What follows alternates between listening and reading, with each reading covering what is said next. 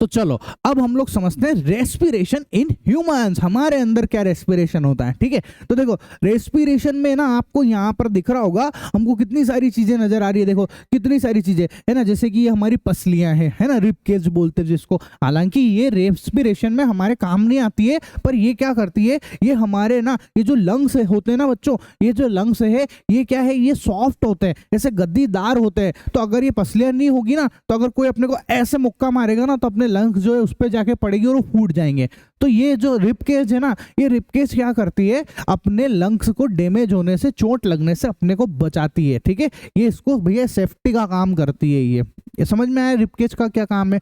ठीक है, अब मैं देखो इस, और ये जो नीचे होता है ना, इसको बोलते हैं हम लोग बच्चों डायफ्राम। क्या बोलते हैं इसको, ये है हमारा डायफ्राम। ठीक है, ये डायफ्राम क्या करता है, ये इन लंग्स को सपोर्ट देने का काम करता है। देखो ना, ये डायफ्राम जस्ट नीचे इस लंग्स को सपोर्ट दे रहा है। मैं काम करता हूँ, मैं आपको यहाँ पे दिखाई देता हूँ सारी चीजें। ठीक है, लंग्स को ही दिखा देता हूँ। तो अपने को ये रिबकेज वगैरह काम के नहीं है, ये अपने इसमें नहीं आते हैं, इस टॉपिक में नहीं आते हैं, रेस्पिरेशन इन ह्यूमंस में। तो इसलिए चलो मैं इनको यहाँ से हटा ही देता हूँ। तो ये देखो मैंने इनको हटा दिया। ठीक है, आया समझ में, ये मैंने हटा दिया। अब आपको क्या नजर आ रहा है, अब आपको नजर आ रहा है यहाँ पर सिर्फ और सिर्फ लंग्स। क्या दिख रहा है, लंग्स दिख रहे हैं बच्चों। ठीक है, तो अब आप देखो अपने रेस्पिरेशन में क्या क्या काम आने वाली चीजें, देखो पढ़ते जाना और देखते जाना, है ना, क्या क्या काम आता है। देखो सबसे पहले बच्चों हमारे जो होता है यहाँ पर, वो होती है हमारी नाक, नोज। मैं लिख भी देता हूँ आपके लिए। ठीक है, ये देखो नोज है ना। उसके बाद आता है बच्चों हमारा मुंह। हम नाक से भी सांस लेते हैं और मुंह से भी सांस लेते ही है ना। हालांकि रोज नहीं, मतलब जैसे हम भाग रहे हैं बहुत ज्यादा और थक गए, तो फिर अपन मुंह से सांस लेते हैं कि नहीं लेते हैं। ठीक है, उसके बाद आता है बच्चों हमारे पास में हमारा फायरिंग्स, है ना। मैं आपको पढ़ा चुका हूँ फायरिंग्स के बारे में। फिर फायरिंग्स आता है, उसके बाद में आता है बच्चों, फिर आता है हमारा लैरिंग्स। ठीक है, क्या आता है, ये लैरिंग्स आता है। उसके बाद आता है बच्चों हमारा ट्रेकिया। कौन है ये हमारी ट्रेकिया है। इसको हम लोग विंड पाइप भी बोलते हैं। क्या बोलते हैं, विंड पाइप। घबराने का नहीं, ये जितने भी चीजों के मैं नाम ले रहा हूँ ना, ये अपने आप में एक टॉपिक बनेंगे आगे, और अपन उसी को ढंग से एक्सप्लेन करेंगे। ठीक है, तो ये है हमारी ट्रेकिया। उसके बाद आप देखो फिर ये जो दो और ऐसे ये जो ट्रेकिया है ना, देखो फर्दर डिवाइडेड हो गई है। ये एक पार्ट ये इधर ऐसे दो पार्ट में निकल रही है यहाँ पे, है ना। इसको हम लोग बोलते हैं बच्चों ब्रोंकाई। क्या बोलते हैं इनको, ब्रोंकाई बोलते हैं, है ना। फिर आप देखो ये जो ब्रोंकाई है, और बहुत सारी ब्रांचेस में ऐसे डिवाइड हो गई है बच्चों। देखो दिख रही है आपको खूब सारी ब्रांचेस। इनको हम लोग बोलते हैं ब्रोंकियोल्स। क्या बोलते हैं, ब्रोंकियोल्स बोलते हैं बच्चों। ये ब्रोंकियोल्स है, दिख रहा है आपको, ये ब्रोंकियोल्स है। ठीक है, ऐसा।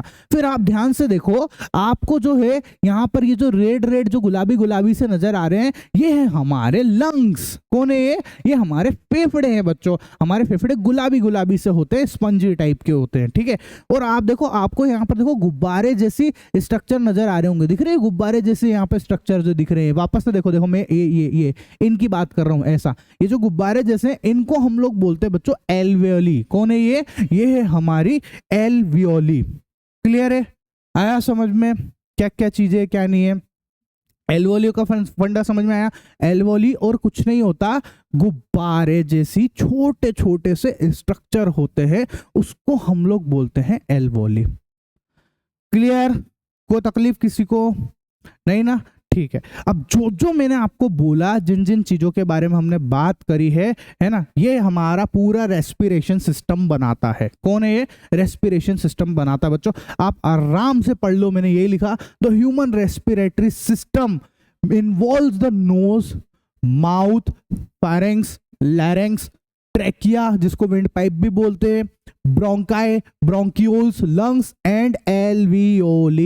ये आपके सामने आपका पूरा अंदर का लंग्स आ गया है। ठीक है, अब आगे सुनना, ध्यान से सुनना मेरी बात। ठीक है, अब स्टार्ट करते हैं बच्चों। सबसे पहले हम हमारी नोज से, किससे स्टार्ट कर रहे हैं, नोज को समझते हैं। ठीक है, तो देखो ये है हमारी नोज, है ना, यहाँ पे दिख भी रही है ना सामने से, ये सामने से नोज है हमारी। ठीक है, इस नोज के अंदर दो यहाँ पर दिख रहे होल होते हैं, और यहाँ बीच में एक हड्डी होती है। बिल्कुल आप ऐसे पकड़ के देखो ना, आप इसको ऐसे पकड़ के देखो, आपको आराम से महसूस हो जाएगा कि बीच में हड्डी है, इधर वाला पार्ट अलग और इधर वाला पार्ट अलग हो रहा है, बिल्कुल दिख रहा है। ठीक है, तो क्या बोला, this is the first respiratory organ which starts with a pair of externally visible nostrils. ये सबसे पहला हमारा रेस्पिरेटरी ऑर्गन्स है जो कि हमारे को दिखता है किसके साथ, विद आवर नोस्ट्रिल्स। किसके साथ में दिखता है बच्चों, हमारी नोस्ट्रिल्स के साथ में दिखता है। अब आप सोचोगे सर ये नोस्ट्रिल्स क्या होते हैं, ऐसे तो नहीं सोचोगे ना, इतना तो पता ही है, ये जो हमारे दो छेद दिख रहे हैं ना, इसको हम लोग बोलते हैं नोस्ट्रिल्स, जानते होंगे आप लोग, ठीक है। ऐसा it is a big cavity like structure which is divided into two parts by a slender bone and a thin membrane। ये एक बहुत कैविटी, गुफा जैसा ना, कैविटी जैसा एक स्ट्रक्चर है जो कि डिवाइड हो रहा है किसके थ्रू, एक झिल्ली है, एक मेम्ब्रेन है उसके थ्रू, और एक स्लेंडर बोन है, यहाँ पे एक बोन होती है उसके थ्रू। स्लेंडर मतलब एक पतली सी हड्डी, एक पतली सी हड्डी। मेरे को पता है बहुत बच्चों की बहुत दिक्कत है इस चीज की कि यार क्या स्लेंडर बोन है, क्या क्या चीज है, तो इसीलिए लिखा मैंने आपके लिए, ये सब चीजें इसीलिए लिख रखी है मैंने, ठीक है, ताकि आपको समझ में आए कि किसका मतलब क्या हो रहा है यहाँ पे, ठीक है। कोई दिक्कत है किसी को, नहीं ना। चलो अब देखो आगे सुनना मेरी बात, ये नोज अपनी आपको समझ में आ गया कैसे क्या दिख रही है किस तरीके से, हालांकि मैं सामने ही बता रहा हूँ, यहाँ तो एनिमेशन लगाने की जरूरत नहीं थी पर लगा दिया है कि नहीं। नोट्स में तो सब कुछ दिखेगा आपको, नोट्स इतने मजेदार बना रखे हैं मैंने, ठीक है ऐसा।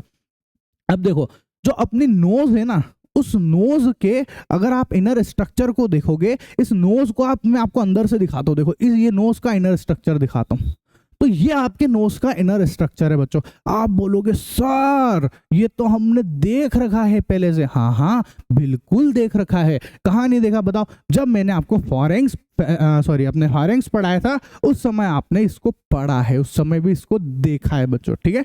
तो देखो ये जो हमारी है ना नोज, उस नोज का आप देखोगे इनर स्ट्रक्चर तो आपको दिखेगा ये नेसल केविटी है ना, मतलब जो जहाँ से हम सांस लेते हैं ना, तो ये उसके जस्ट पीछे की जो जगह है हमारे नाक के अंदर, वो है ये जगह नेसल कैविटी, दिखा ये नेसल कैविटी है बच्चों, ठीक है, ये नेसल कैविटी है। कोई दिक्कत हो तो बोलो, नहीं।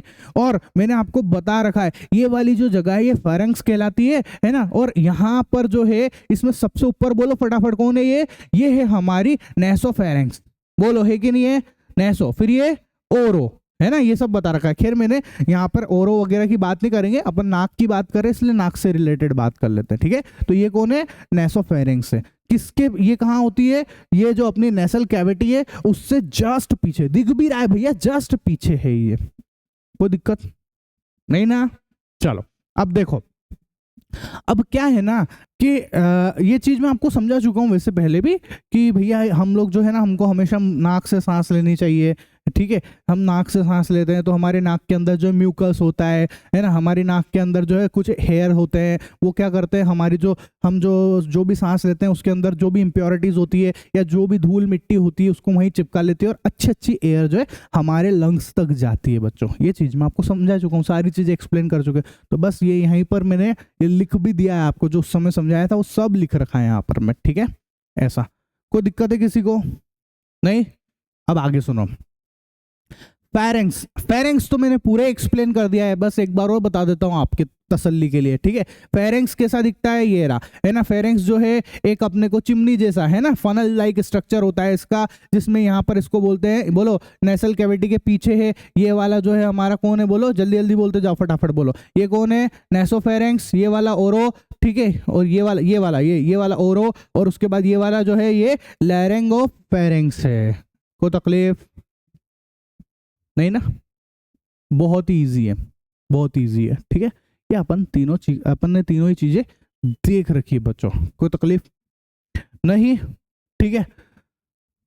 चलो अब क्या बोला, पढ़ो लाइन, कि जो हमारा नेसोफेरेंक्स है वो हमारी जो ये अपने जो कैविटी है नेसल कैविटी, उसके पीछे सबसे पहला पार्ट होता है ना, सबसे पहले पाया जाता है, उसके बाद में दोनों तीनों चीजें आती है, तो ये मैं एक्सप्लेन कर चुका हूँ ऑलरेडी, ठीक है ऐसा। अब देखो अगर आपने जैसे सांस ली, देखो आप सांस ले रहे हो तो यहाँ से ये एयर आपके लंग्स में जा रही है, देखो सांस आपने लिया है ना, यहाँ से होते होते आपके विंड पाइप में आई, विंड पाइप से होते हुए जो है आपके इसमें जा रही है अपनी ब्रोंकाई में, और ब्रोंकाई से ब्रोंकियोल्स, और ब्रोंकियोल से जो है अपने इसमें अपने क्या बोलते हैं एल्वेली के अंदर जा रही है, और एल्वेली से अपने फेफड़े के अंदर, वहाँ पे पूरे फेफड़े में यही सब चीज़ें, अल्टीमेटली फेफड़े के अंदर यही सब चीज़ें, ठीक है। तो अब मेरी बात समझना अच्छे से, यहाँ तक तो समझ में आ गया आपको। देखो क्या हो रहा है कि जब हम नाक से सांस लेते हैं तो उसका पाथ क्या है, वो सांस, वो एयर अपने अंदर कैसे जाती है, वो पहले जाती है नेसल कैविटी में, नेसल कैविटी से नेसोफेरेंक्स, नेसोफेरेंक्स के बाद ओरोफेरेंक्स, ओरो के बाद में लैरिंगोफेरेंक्स, ठीक है।